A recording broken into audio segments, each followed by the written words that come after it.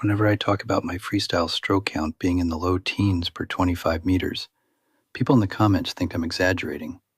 Some even say it's impossible. But there's actually a simple explanation for it, and it comes down to biomechanics. Not speed, not talent, just physics and body proportions.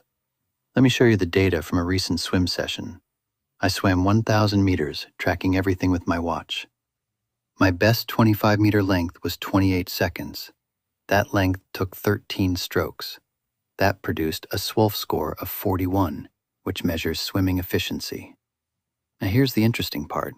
If you divide 25 meters by 13 strokes, each stroke moves me about 1.9 meters through the water.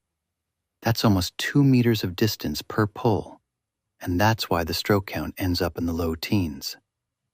Now here's the part most people don't realize.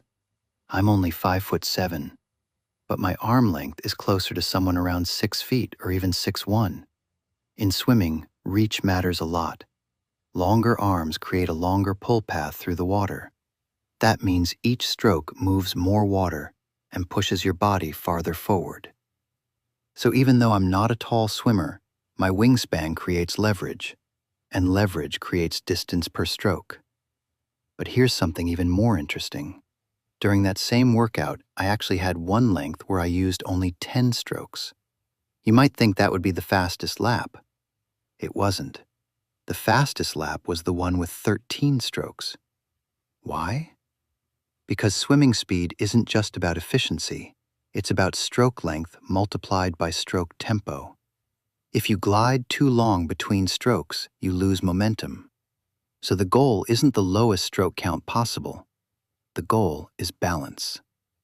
Right now, my stroke counts usually fall between about 13 and 16 strokes per length. That tells me something important. My stroke length is already pretty strong. The next improvement won't come from taking fewer strokes. It will come from maintaining that stroke length while gradually increasing stroke tempo. That's how swimmers start dropping time.